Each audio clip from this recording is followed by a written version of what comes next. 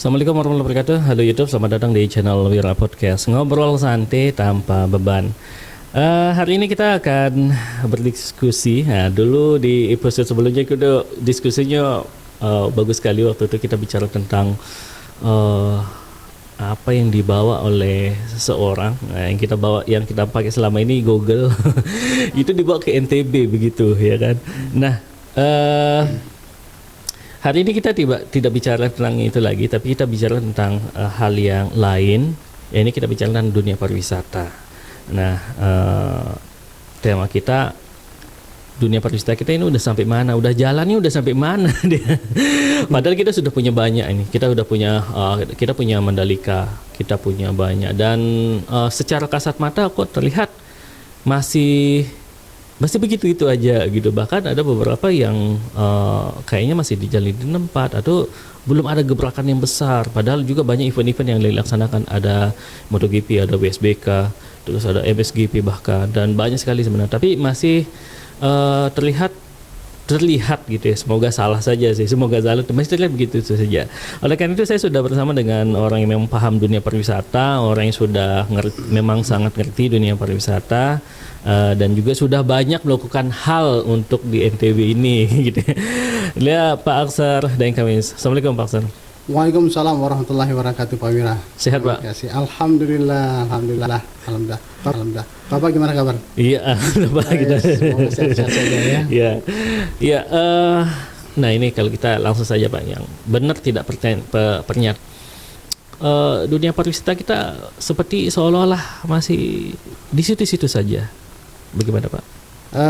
Jadi gini, kalau kita mulai benar ada benarnya, kalau apa? Jadi kita gini, semenjak COVID-19 ini sebetulnya kita dunia, termasuk dunia pariwisata, kita ngeriset Pak. Ngeriset, iya. Ngeriset. Maksudnya riset itu adalah kita mulai semuanya dari kosong, gitu kan ya. Jadi sebetulnya kalau kita melihat ini sebagai satu opportunity, ini adalah opportunity untuk titik start yang sangat bagus dan langsung bisa full speed, seperti itu ya, full speed. Jadi memang untuk proses akselerasi daripada pengembangan pariwisata ini kan kita harus berdasarkan pasar nih Pak. Pasar. Iya, pasar. Jadi bagaimana memperbesarkan pasar, bagaimana melakukan penetrasi pasar, bagaimana cara kita mendatangkan orang gitu kan. Ini yang masih sangat minim dilakukan, gitu kan, karena kita fokus banyak kepada, sekali lagi, kepada produk, kepada sisi supply. Kita tidak bekerja di sisi demand. Kemudian kalaupun bilang, kita bekerja kok di sisi demand, pendekatannya yang perlu diperbaiki. Pendekatannya di dunia pariwisata sekarang, terutama di dunia digital ini, tidak bisa kita melakukan pendekatan dengan niche market atau ceruk pasar, karena ini kan namanya juga ceruk pasar kan sedikit Pak, niche. Iya. Kita itu harus pendekatannya itu adalah TAM, Total Accessible Market. Nah, bahasa jamak-jamaknya kita harus menggerus semua pasar yang ada yang bisa diakses. Itu Total Accessible Market. Jadi ini yang perlu diperhatikan, bahwa pendekatan kita ini memang harus berubah, gitu loh. Tidak bisa kita menggunakan pendekatan yang dipakai dengan gaya lama, gitu. Gitu loh Pak. Seperti itu. Jadi bisa jadi ada benar ada salahnya. Iya, gitu. Sehingga kalau kita menggunakan pendekatan yang dulu, ya memang saya sudah sering, karena saya sudah di pariwisata Lombok ini kan, saya bekerja pada tahun 1997 di Novotel Lombok. Pada saat di sana masih belum ada apa-apa. Belum ada apa-apa. 98 itu pasar kita masih sudah bisa jual hotel kita di harga $88 pada saat itu. Iya. Gitu kan Pak ya? Iya.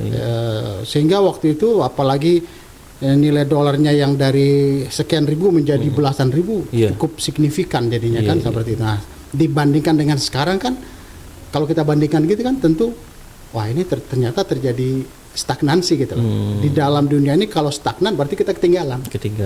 Apa yang membuat begitu? Padahal kan Pak, perbandingan kan jauh sekali Pak, fasilitasnya secara kasat mata, terutama misalnya ambil contoh misalnya di wilayah Novotel sana, di Kuta sana Pak, dengan sekarang jalan yang udah bagus, sarana prasarana bahkan yang sangat-sangat megah sekali, ada Mandalika.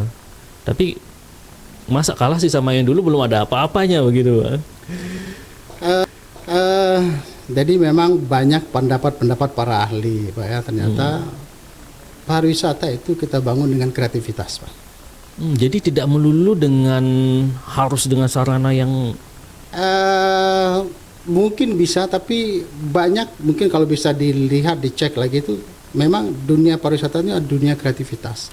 Dunia menekankan kepada value proposisi. Value proposisi itu adalah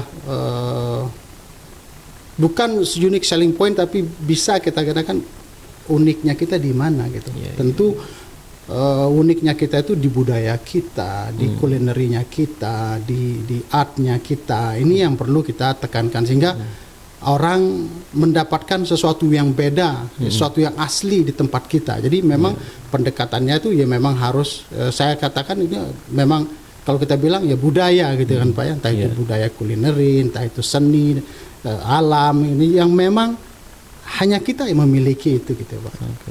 Kalau infrastruktur kan gampang dikopi Pak. Iya. Gitu kan ya. Kita bikin di sini, nanti orang lain di negara lain bikin juga seperti exactly yang sama, tapi soal budaya mereka nggak bisa bikin Pak. Benar. Jadi itu menjadi sebenarnya ditambah dengan apa yang ada sekarang begitu ya, seharusnya menjadi lebih besar lagi sebenarnya gitu Pak ya. Ya, jadi kita memang harus bisa menekankan banyak apa kesempatan kita sebetulnya dalam mengembangkan pariwisata kita ini untuk menjadi lebih baik, jauh lebih baik gitu ya. Pendekatan pemasaran gitu. Banyak pemahaman yang mungkin kita perlu sama-sama luruskan gitu Pak ya. Seperti kemarin tulisan saya tentang promosi dan pemasaran. Promosi itu sebetulnya adalah bagian daripada pemasaran. Jadi kita harus fokus kepada pemasaran sebetulnya. Karena kalau pemasaran itu kan ada 7 elemen Pak. Ya kan? Termasuk di dalam 7 itu adalah promosi. Jadi promosi itu adalah satu bagian di pemasaran. Jadi kalau kita hanya melakukan promosi tanpa melihat elemen lain, ini bisa salah kaprah. Itu mungkin salah target atau salah segala macam, karena memang kita harus mempertimbangkan unsur-unsur pemasaran yang lainnya untuk menentukan kegiatan promosi kita. Seperti itu. Menurut kacamata Pak Aksan, sekarang ini apa yang membuat masih ada seolah masih stagnan tadi Pak? Apakah dari pemerintahnya atau ini bagian mana nih yang belum maksimal? Kalau menurut Bapak lah, kacamata Bapak sendiri gitu. Menarik ini ya, tapi saya tidak ingin pointing atau ke beberapa pihak, tapi ini kita harus semuanya sama-sama lah ya. Kita bicara bagaimana kita maunya membuka diri buat suatu informasi yang bagus buat kita semua gitu. Ada mungkin kalau saya perhatikan beberapa kebijakan-kebijakan yang ada tentang pariwisata ini, memang kita belum maksimal menekankan pada pemasaran, terutama pemasaran yang tertarget. Ini loh Pak ya, pemasaran tuh memang harus ada pemasaran tertarget. Fokusnya apa? Pasar Pak. Itu aja, fokusnya apa? Pasar, bagaimana kita penetrasi pasar, bagaimana mengembangkan pasar, bagaimana sehingga tujuan kita kan adalah menaikkan tingkat kunjungan Pak. Oke, seperti ini. Yang paling jarang dibicarakan di dunia pariwisata kita adalah tentang cost per akuisisi. Apa itu Pak? Jadi kalau kita punya target 1.000 orang untuk datang, ini ada biaya Pak. Per orangnya itu berapa gitu. Biaya mendatangkan orang itu disebut dengan cost per acquisition.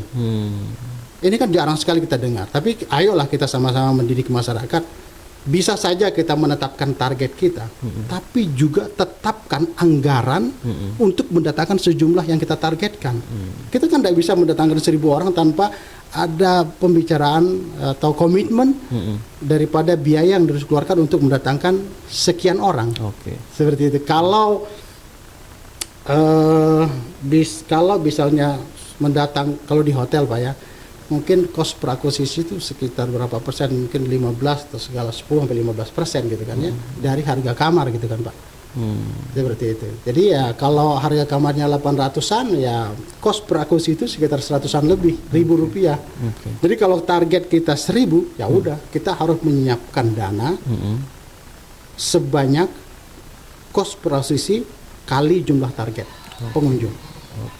Demikian Pak. Ya. Nah, berbicara hal lain Pak. Menurut Bapak sesederhananya yang harus diperbaiki itu apa Pak? Pemasaran tadi. Pemasaran. Artinya selama ini belum maksimal dilakukan. Kita banyak melakukan promosi tapi tidak pemasaran. Pemasaran itu kan ada produk, beda dengan promosi tadi beda. Pak. Pemasaran itu ada 7 boran Pak. Betulnya pemasaran itu di konsep dasarnya kan ada 4 Pak orang. Tetapi karena kita di dunia pariwisata, di dunia hospitality, di dunia service itu menjadi 7. Nah, jadi memang harus punya pemahaman yang bagus terhadap konsep pemasaran ini, seperti itu.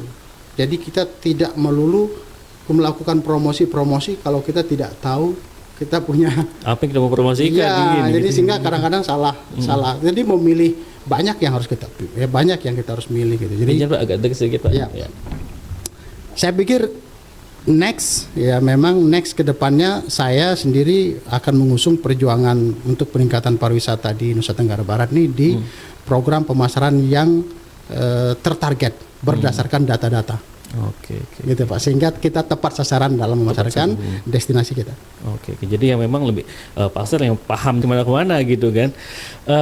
Terkait dengan regulasi kita yang ada, apakah itu ada semacam sangkut pautnya tidak gitu? Ada dengan regulasi yang ada sekarang lah, mungkin antara legislatif kah atau dengan eksekutif atau dengan pemerintah? Karena saya sempat saya tidak menyebutkan, tapi masyarakat bisa cek dengan perda pariwisata kan Pak ya. Cek aja di beberapa kabupaten dan silakan membaca perda-perda yang ada. Kemudian kita sama-sama membahas itulah. Di mana yang harus kita perbaiki dari perda-perda yang ada gitu. Bahkan ya mungkin ada juga beberapa kabupaten yang tidak mempunyai perda tentang pariwisata gitu. Ada yang sudah punya, tapi yang dibahas mungkin perlu didiskusikan lebih jauh gitu Pak. Jadi saya pikir masyarakat harus sekarang berani untuk mempelajari perda-perda pariwisata di kabupaten dan di kota dan segala macam, kemudian dibawa ini dalam diskusi-diskusi yang lebih tajam gitu. Asumsi saya Pak, sekali lagi semoga salah. Mungkin saja di parlemen legislatif itu belum ada orang yang benar pure orang pariwisata. Jadi tidak benar memahami luar dalam dunia pariwisata. Bisa begitu gak Pak? Banyak teman-teman yang memang ada di sana gitu. Mungkin gini Pak. Dunia mereka, sewaktu mereka terjun di dunia pariwisata dengan dunia sekarang berbeda. Itu aja sih. Mungkin mereka sudah ada, mereka memang orang-orang pariwisata di dulunya gitu. Tapi kan mungkin di 2-3 dasawarsa yang lalu, tapi di dunia zaman sekarang apa yang menjadi acuan, apa yang menjadi kebiasaan mereka di zaman 20-30 tahun yang lalu itu sudah tidak relevan dengan zaman sekarang. Sehingga zaman sekarang ini ya kita memang harus mengikuti zaman yang ada. Bagaimana teknologi digital ini sangat bisa membantu. Kalau dulu kan tidak, sehingga teman-teman yang itu selalu menggunakan pendekatan yang lama. Contoh gini Pak, Travel Mart. Saya sih tidak silakan aja. Travel Mart saya anggap sebagai suatu ajang silaturahmi. Tetapi secara bisnis mereka paling setiap Travel Mart paling maksimal kita mendatangkan sampai 300, 200 buyer gitu kan ya. Tetapi kalau kita menggunakan teknologi, membuat teknologi berdasarkan virtual Travel Mart dengan masa tayang di dunia virtual selama 1-2 bulan dibandingkan Travel Mart yang hanya 2-3 hari, kita bisa menghasilkan buyer 50.000. Benar. Gitu loh Pak. Kalau kita bicara angka ini gitu kan. Jadi saya mengajak para praktisi pariwisata untuk merubah mindset, cara pikir kita di dalam memasarkan produk Anda, layanan Anda, bahkan destinasi Anda dengan cara-cara yang dengan cara-cara yang memberdayakan teknologi untuk hasil yang lebih baik gitu loh. Bahasa anak sekarang itu yang kekinian Pak gitu ya. Yang kekinian gitu. Jadi seperti itu, sehingga kalau mereka bukan mereka tidak paham, mereka paham, tapi itu adalah pemahaman mereka untuk yang lama, sehingga yang sekarang itu apa yang mereka pahami dulu itu sudah tidak relevan lagi. Benar. Jadi akhirnya emang di publik itu ini udah usang loh Pak ini gitu ya. Ini udah cara lama nih. Nah, ya sekarang udah dengan segala macam, bahkan menjadi polemik besar ketika digital mulai memasuki dunia pariwisata Pak. Gimana waktu itu misalnya ada Gojek, Grab dan sebagainya di lokasi pariwisata masih ada polemik yang terjadi begitu kan Pak. Ya. Tadi pagi saya melihat satu postingan Pak. Tadi pagi nih Pak. Terkait dengan mungkin selaras dengan itu Pak. Terkait dengan gimana kelah kesuhnya para sopir yang ada di Bil. Ya, saya tidak begitu, cuma saya lihat ya mungkin dia nih travel yang menjajakan, artinya mengajak orang untuk dijemput dan sebagainya. Dia pengennya nggak usah pakai digital lah, maksudnya nggak usah pakai online lah, harusnya memperdayakan pengusaha-pengusaha yang ada di sana gitu kan. Tapi wisatawan pengennya yang mudah sekarang, tinggal buka HP, datang jemputan dan bayar sekian, lebih transparan begitu. Nah, artinya seperti itu masih ada ya, kita masih ketinggalan Pak gitu. Secara regulasi harus ada orang yang paham, menurut saya Pak, harus ada orang yang paham dunia pariwisata, yang bergerak memang di dunia pariwisata, dan juga ditambah dia harus paham teknologi gitu Pak. Gitu. Gimana Pak? Saya pikir gini, di dalam dunia bisnis persaingan adalah suatu keniscayaan. Jadi memang saya pikir gini, teman-teman memang pilihannya adalah masuk ke dunia itu.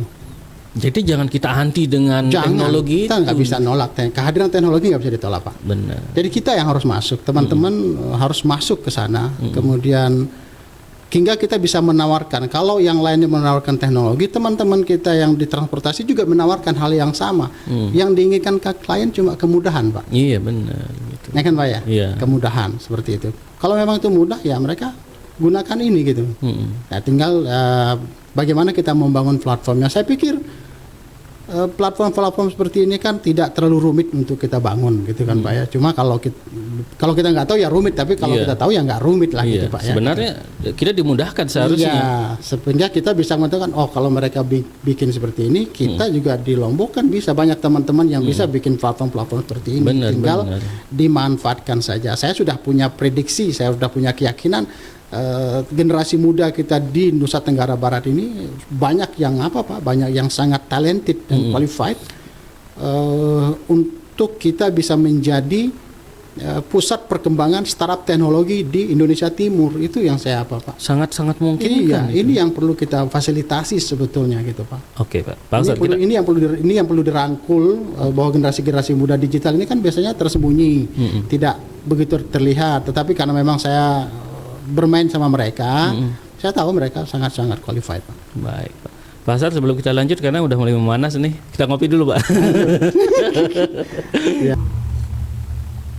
Yang saya ingin gini, seberapa pengaruh dunia pariwisata ini dengan politik Pak? Sangat apa ya Pak ya, makanya di dunia pariwisata ini ada politik pariwisata juga gitu kan Pak ya. Ada ya, seperti itu. Jadi makanya di dunia pariwisata ini ada politik pariwisata juga gitu kan Pak ya. Ada ya, seperti itu. Jadi kita harus tidak terlena dengan keberadaan kita sekarang. Kita harus tetap waspada, kita harus tetap alert dengan ini akan sangat menentukan bagi pariwisata kita ke depannya gitu kan Pak ya. Sehingga memang saya pikir sih sekarang lobby pemerintah sudah cukup bagus ya terhadap cukup bagus lobby-lobbynya ke pusat, sehingga kita mendapat perhatian yang khusus gitu kan. Cuma kita harus perhatikan lagi pendekatan kita selanjutnya adalah bukan niche market tetapi adalah total accessible market. Karena tujuan kita kan untuk meningkatkan tingkat kunjungan, mendapatkan pangsa pasar yang lebih besar gitu kan Pak ya. Sehingga kalau pangsa pasar kita besar, kemudian tingkat kunjungan tinggi, investasi itu pasti masuk Pak. Pasti masuk udah otomatis iya, itu. Pasti masuk Pak. Kenapa? Memang tingkat kunjungan tinggi, pangsa pasarnya besar, investasi masuk. Kalau investasi masuk, penyerapan tenaga kerja akan jadi cukup tinggi. Ini makanya misi saya itu ya seperti itu. Bagaimana kita bisa meningkatkan tingkat kunjungan, ya, dengan melakukan program pemasaran yang tepat guna berdasarkan teknologi dan berdasarkan data yang ada. Pak Ustadz, saya mengerucut ke wilayah yang dulu sangat dikagumi, tapi sekarang seolah-olah mulai ditinggalkan, Pak. Pariwisata di Lombok Barat dan Lombok Utara. Ya. Kalau menurut Pak Ustadz, sejauh ini sampai mana ini pariwisatanya Lombok Barat dan KLU ini, Pak? Ya, betul. Itu dia makanya. Saya pikir tahun ke tahun ke depannya kita harus melihat lagi perda-perda yang lebih bagus, Pak ya. Sekarang sudah bagus, tapi bagaimana membuatnya lebih bagus? Saya pikir gitu. Saya pikir Senggigi ini, kita khususnya Lombok Barat ya, kita khusus ngomong Senggigi ya. Dulu nih orang kalau nggak ke Senggigi dibilang belum ke Lombok lah, gitu kan ya. Ada lagu Dul Sumbang lah, segala macam. Ini kan wibawanya, greatness-nya ini kan harus dikembalikan, Pak. Ya, untuk dikembalikan ini tentu kita harus bekerja sama hand in hand ya dengan pihak-pihak yang lainnya gitu kan ya, dari segala lini gitu kan Pak ya, bahwa ini bisa kita jadikan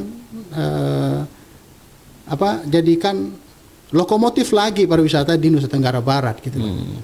Itu ya Senggigi. Bagaimana kita mengembalikannya itu ya tentu banyak teori-teori yang bisa diapakan. Cuma yang saya ingin tekankan ini adalah bagaimana kita membangun konten yang menarik buat Senggigi, gitu kan? Tidak melulu nanti kalau bicara konten nanti dibilang kita bikin event ini ngerti saya. Gitu kalau kita bicara ini pasti sebagian orang akan mengatakan event gitu. Tetapi ini bukan suatu yang cepat, tapi memang harus ada perencanaan proses, tetapi juga tidak terlalu lama seharusnya gitu kan ya, seperti itu. So beberapa orang yang sederhana bilang juga bahwa menawarkan beberapa pemecahan yang sangat pragmatis gitu kan ya. Kalau kita mendengar, saya berbicara sama beberapa orang seperti itu, menawarkan cara-cara pragmatis untuk menarik yang ke Senggigi, yang lewat Bali itu supaya mampir ke Senggigi.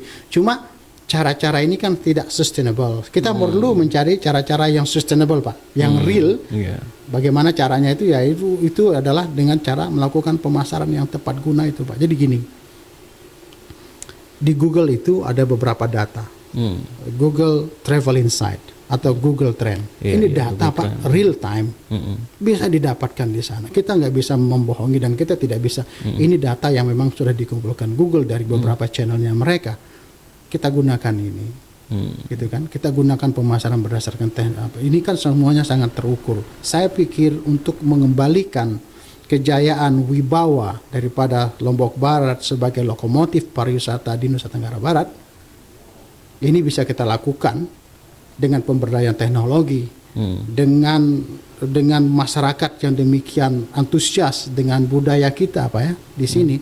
Ini adalah kekuatan yang bisa mengembalikan kejayaan pariwisata di Lombok Barat, Pak.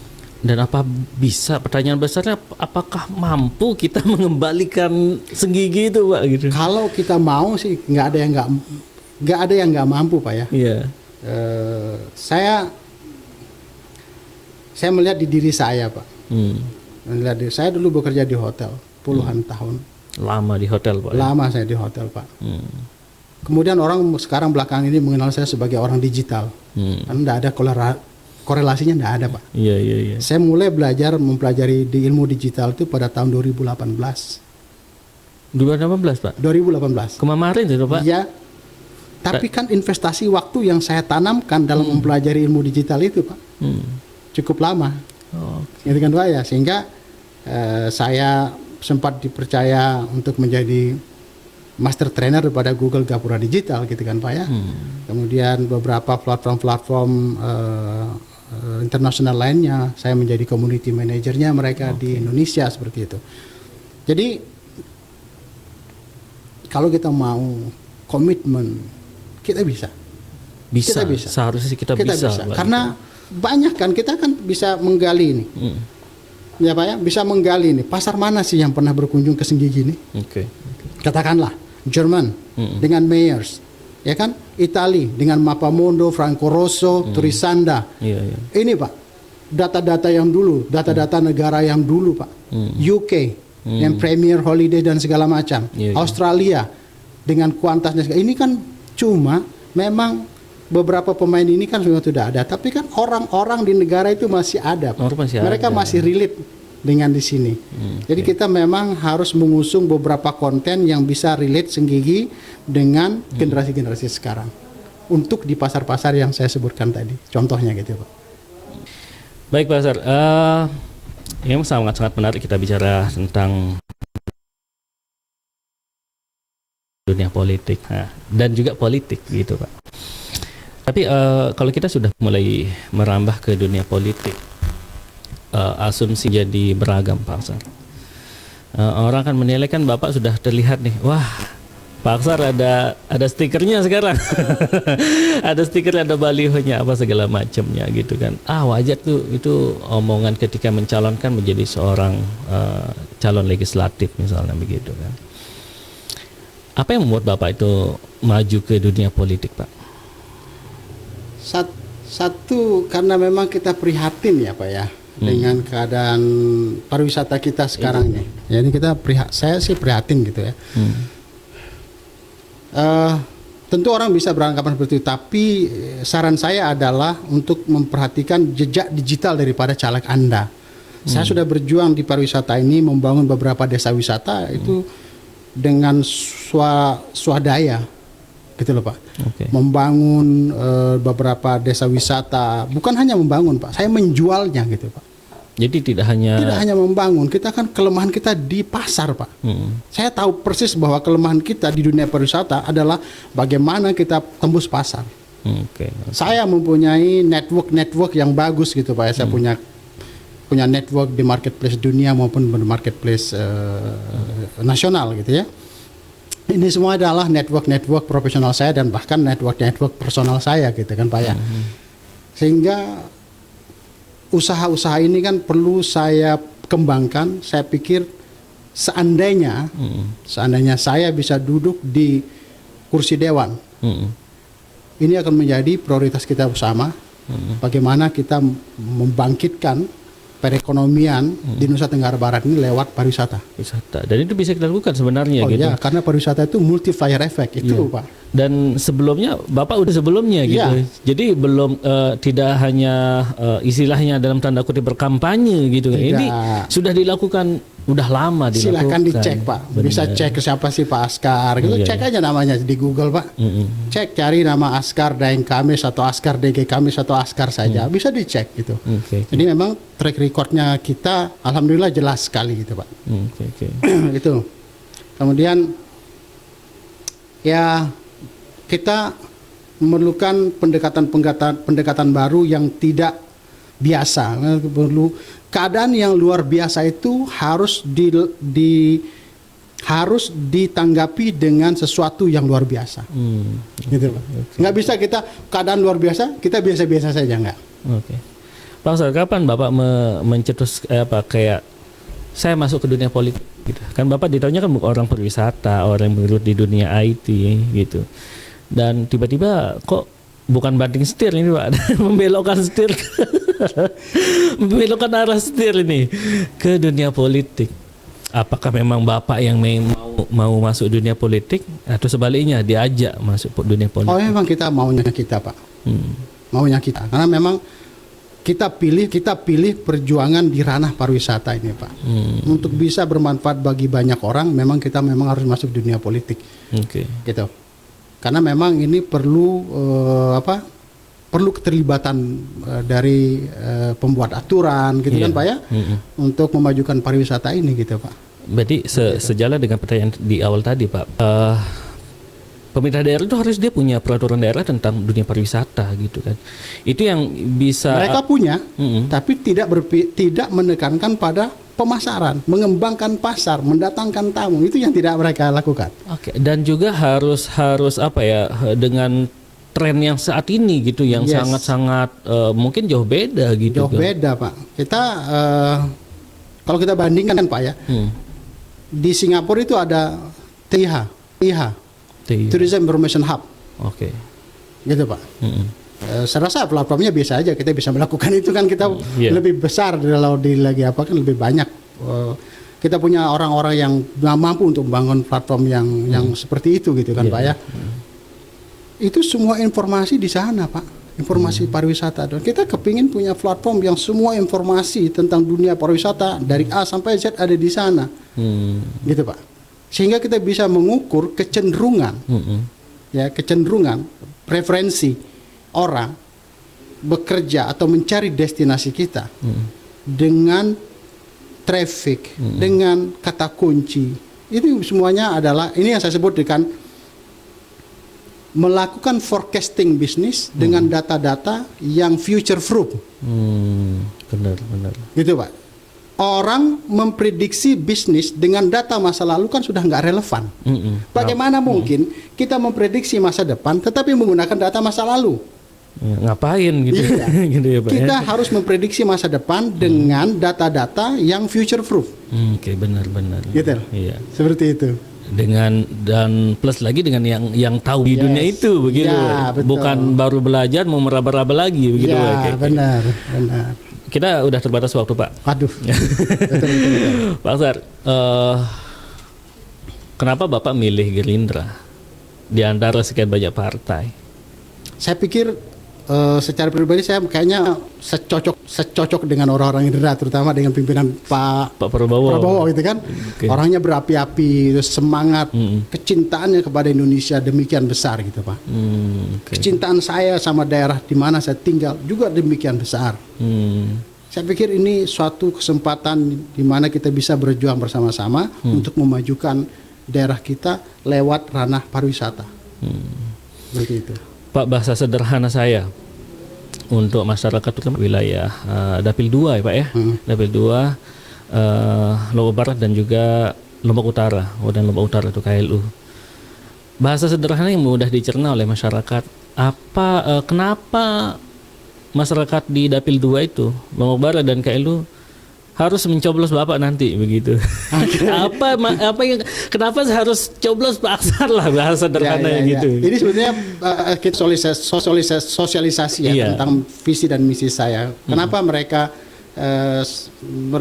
harus memilih saya adalah karena memang di dua tempat ini adalah dunia pariwisata yang demikian menjadi lokomotif perekonomian kita di Nusa Tenggara Barat. Saya ingin ini menjadi lebih besar lagi dan dianya harus berdampak kepada masyarakat sehingga pariwisata yang kita usung itu adalah pariwisata yang inklusif, Pak.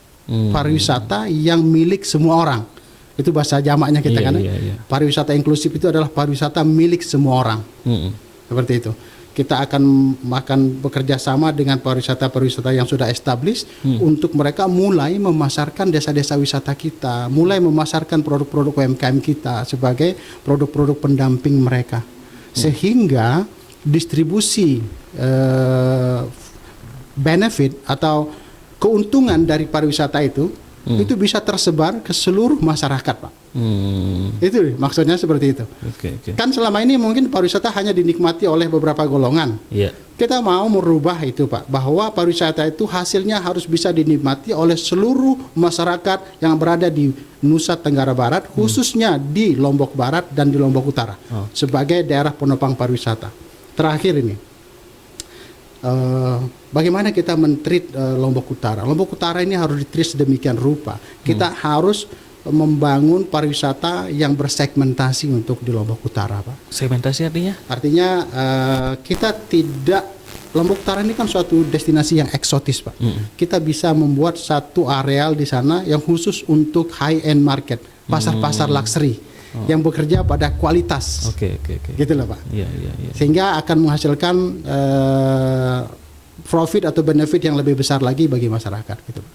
Pak Ustaz, ada tidak yang pernah Bapak lakukan untuk Lombok Barat dan KLU? Untuk Lombok Barat, saya sederhananya lah begitu, secara sederhana. Pernah enggak berbuat sesuatu buat Lombok Barat dan juga KLU? Siap, Pak. Sampai sekarang ini kita masih, pertama, saya dengan beberapa desa ya, di Desa Jeringo kita bekerjasama dengan kepala desa ya, untuk membangun desa tersebut menjadi desa wisata. Itu buat Lombok Barat, Pak. Kemudian yang jelas sih saya sering melakukan banyak pelatihan-pelatihan bagi para guide Pak ya, untuk digital marketing maupun pelaku-pelaku UMKM. Kemudian saya setiap bulan melakukan pertemuan dengan para hotelier, Pak. Itu jauh sebelum ada politik-politikan. Sebelum. Udah dilaksanakan. Sudah kita lakukan. Belum ada ini, tidak ada apa. Ini betul-betul pure. Bukan karena mau jalan seperti enggak. Gitu. Kita sudah melakukan ini pelatihan-pelatihan tentang digital, tentang entrepreneurship bagi pelaku-pelaku pariwisata. Baik itu, saya pernah sampai ke KLU yang paling ujung sekali itu Pak. Apa nama desa itu? Ya, saya sempat ke sana itu memberikan pelatihan digital marketing kepada pelaku-pelaku UMKM, kepada pelaku-pelaku Pok Darwis gitu loh. Boleh di cross check ya, ditanya misalnya ke warga setempat mungkin bisa. Atau ke guide-guide-nya nih, misalnya ditanya, boleh di cross check gitu ya. Iya, silakan. Ya, ini memang kita masyarakat komunitas pariwisata kan di kita itu saja Pak. Bisa di cross check Pak. Benar ya. Jadi kalau misalnya ini benar nggak nih pernah melakukan sesuatu nih untuk lo. Jadi jauh sebelum ada politika masuk dunia politik, memang sudah ada di sana, udah di tengah masyarakat Lombok Barat dan juga di KLU tadi gitu Pak ya. Betul. Oke Pak. Oke, terakhir Pak, apa yang ingin Bapak sampaikan untuk publik lah, ya khususnya di wilayah Lombok Barat dan juga KLU? Saya ingin mengatakan bahwa tahun politik di depannya ini akan sangat menggairahkan, sangat mempunyai kesempatan bagi kita untuk kita bisa lebih maju lagi, sehingga saran saya kepada masyarakat untuk memang memberikan amanah kepada caleg-caleg yang mempunyai dedikasi, loyalitas, kemudian komitmen yang tinggi, serta mempunyai rekam jejak yang jelas gitu Pak. Benar. Itu yang paling penting sih, sehingga nanti ini akan membawa keuntungan bagi banyak orang. Seperti itu Pak. Jadi tidak hanya terkait dengan misal ini Pak, kalau dunia ketika politikan begitu, kalau musim politik begitu Pak, money politik Pak, politik transaksional. Kalau menurut Pak Askar bagaimana? Apakah misalnya istilahnya di tengah masyarakat itu ngebom Pak? Wah saya ini nunggu dibom aja dulu nih, baru saya pilih begitu. Jadi kadang-kadang kalah Pak, kalah yang punya dedikasi. Misal Pak Askar udah punya dedikasi yang besar, jauh sebelum berpolitik, punya dedikasi yang besar untuk daerah tadi, misalnya Lombok Barat dan juga KLU. Kadang-kadang dikalahkan dengan politik transaksional Pak. Kalau menurut Pak gimana? Apakah itu memang sangat merusak atau? Tapi kadang itu selalu ada dia Pak gitu. Itu suatu kenyataan yang selalu ada, tapi seharusnya ini kita bisa mulai sedikit-sedikit meninggalkan budaya ini, karena yang akan kita tinggalkan kepada anak cucu kita adalah budaya, dan seharusnya budaya yang akan tinggalkan adalah budaya yang bersih. Benar. Kalau kita memang concern terhadap negara kita 10, 20 sampai 30 tahun yang akan datang gitu. Iya. Jadi memang kita harus pelan-pelan mengikis budaya-budaya ini gitu loh. Karena kasihan bagi caleg-caleg yang lain yang punya kompeten yang bagus, kemudian tidak punya modal untuk untuk maju, ini akan sangat Cuma ya memang keadaan seperti ini tidak bisa serta merta kita hilangkan. Tapi insya Allah ya keadaan kita akan dirubah secara perlahan-perlahan. Kalau niat kita memang akan merubah sesuatu dengan baik, Pak. Gitu. Baik. Jadi artinya ketika misalnya nanti kita memilih dengan karena ada transaksional tadi, jangan mengeluh berarti begitu. Anda sudah dibeli itu suaranya begitu ya kan. Lebih ya pilih yang jelas, Pak ya, yang punya dedikasi, yang memang sudah bekerja untuk masyarakat tanpa ketika nyalek saja baru muncul begitu gitu Pak Faksar ya. Jadi gini Pak ya, saya hitung-hitungan gini aja. Di desa wisata kalau kita menjual paket 3 hari 2 malam Pak, kita jual kamar masyarakat, rumah masyarakat untuk dia tinggal turis atau pengunjung Pak. Satu malam itu breakdown, satu malam alokasi daripada kamar, harga kamar sekitar 125 sampai 150 ribu termasuk sarapan pagi. Kalau mereka makan, kalau mereka nginap 2 malam itu sudah hampir 300 ribu Pak. Gitu Pak ya. Belum masuk ke makan siang dan makan malam. Jadi kalau masyarakat bisa mendapatkan kurang lebih 500 ribu kalau kita berhasil menjual paket 3 hari 2 malam di desa tersebut. Kalau kita bisa memperbanyak lagi jumlah pengunjung di desa wisata, setiap orang ini akan mendapatkan segitu setiap kunjungan Pak. Jadi nggak perlu nunggu lagi setiap 5 tahun. 100-200 ribu enggak? Iya benar. Gitu loh Pak. Iya. Saya sudah menjual beberapa desa wisata yang berdiri Lombok seperti Bonjeruk gitu kan Pak ya. Bisa dicek lah itu ya. Kita mendatangkan tamu, bisa dicek tamu-tamu dan bisa dicek di sana videonya siapa yang bawa tamu gitu kan Pak ya.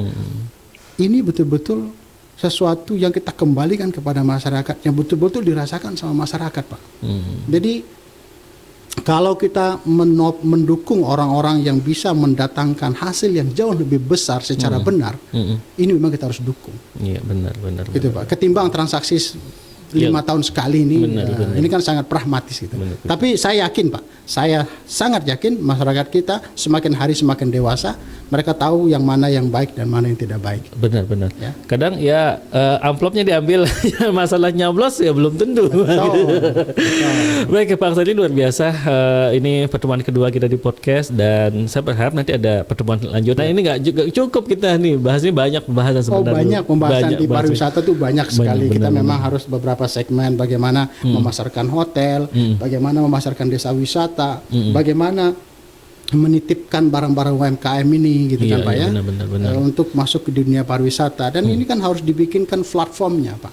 Benar. Seperti itu sehingga saya sih kalau memang diamanahkan ya kita akan bangun beberapa DMO independen Pak. Apa itu Pak? Destination Management Organization. Berarti itu adalah organisasi pemasaran destinasi yang independen. Jadi itu misalnya dari masyarakat sendiri yang melakukan itu gitu ya? Iya, kita akan didik masyarakat. Kita akan punya, karena saya dekat sama mereka, mereka ini orang-orang yang qualified yang bisa melakukan pemasaran secara tertarget yang menghasilkan pengunjung yang akan jauh lebih banyak. Baik ya itu next ya kita akan bahas lagi deh, masih banyak ya kita bahas. Kalau pariwisata ini masih banyak ya. Desa wisata pun sebenarnya banyak sekali gitu. Belum lagi kalau bisa digital marketing tadi juga disebutkan. Belum lagi kalau kita mau bahas secara khusus dunia digital ini Pak Aksari juga ahlinya di sana gitu. Udah paham betul gimana apalagi di pariwisata ya. Dan tapi ini next time kita akan bahas lagi ya terkait dengan ini nanti kita akan di pembahasan yang lain dengan tema-tema yang lain juga gitu. Sekali lagi Pak Aksar dan kami sini pertemuan yang luar biasa. Terima kasih banyak Pak membuka pencerahan dan juga semoga masyarakat terutama yang berada di Dapil 2 Dapil Lombok Barat dan Lombok Utara ada dari sekarang sudah mulai mencari-cari gitu. Dilihat walaupun masih lama tahun depan. Ya sebenarnya udah lama lagi sih sebenarnya, hanya beberapa bulan ke depan dan sekarang juga harus mulai memilih-milih siapa yang akan menyuarakan saya nanti di parlemen tadi karena yang sangat menentukan ya 5 tahun ke depan nanti akan kita jadi seperti apa. Jadi memang perlu orang-orang yang kita pilih untuk mewakili kita di parlemen itu, di DPR itu, di legislatif itu untuk benar-benar apa yang kita inginkan. Jadi mereka mau mendengar gitu kan, para legislatif mau mendengar apa yang diinginkan, bukan mereka saja yang harus didengar gitu. Jadi apa yang diinginkan oleh masyarakat juga harus didengar. Termasuk di dunia pariwisata kita yang sangat-sangat kita banggakan, terutama Lombok Barat, Lombok Utara Itu harus kita sangat banggakan dua tempat ini kan Pak. Ya. Tapi yang terjadi saat-saat ini adalah selalu ada polemik Pak yang terjadi. Kalau lihat data itu Pak ya, lihat data itu dari jumlah hotel saja Pak. Di dua kabupaten ini mendominasi yang berbintang dan non bintang tuh di dua tempat ini. Sehingga dua tempat ini harus menjadi fokus kita bersama. Jadi ini harus menjadi lokomotif sehingga yang lainnya ikut gitu benar, Pak. Benar. Gitu loh. Iya. Jadi sebenarnya bukan kiblatnya itu harusnya ada di Mandalika sebenarnya. Ya artinya awal geraknya itu dari sini juga harusnya gitu kan Pak. Karena banyak orang yang mungkin dia nonton ke Mandalika misalnya, tapi stay-nya dia mungkin di Terawangan atau di wilayah Senggigi begitu kan Pak. Ya, memang distribusi daripada benefitnya harus ke semuanya gitu loh. Kan yang paling kadang-kadang yang paling mirisnya adalah nontonnya di sini, nginapnya di Bali. Nah itu dia yang gitu kan? Parahnya yang gitu. Dan itu real kan seperti itu. Sehingga kita harus betul-betul mampu mengantisipasi ini. Seperti itu kan, mampu mengantisipasi ini. Sehingga ini saya pikir pariwisata ini akan sangat baik untuk pengangkatan harkat, kemudian martabat serta pendapatan terutama ya. Iya, dari segi ekonomi dari masyarakat. Saya kita lebih fokus kepada segi ekonomi gitu. Benar-benar ya. Untuk peningkatan pariwisata ini. Benar-benar ya. Pak Ustadz kita nggak habis-habis kalau kita lanjutin itu. Kita minum dulu Pak. Jadi sekali lagi saya bilang tadi next time kita akan bahas lagi tema yang sangat menarik ini. Banyak sekali yang ingin kita bahas sebenarnya. Sekali lagi Pak Aksar, sukses selalu Pak. Sehat selalu Pak. Terima kasih atas undangannya Pak. Saya sangat berterima kasih. Iya. Dan terima kasih Anda sudah bersama kami juga di podcast hari ini bersama Pak Askar Daeng Kamis, Viral Podcast, ngobrol santai tanpa beban. Wassalamualaikum warahmatullahi wabarakatuh dan sampai jumpa. Assalamualaikum warahmatullahi wabarakatuh.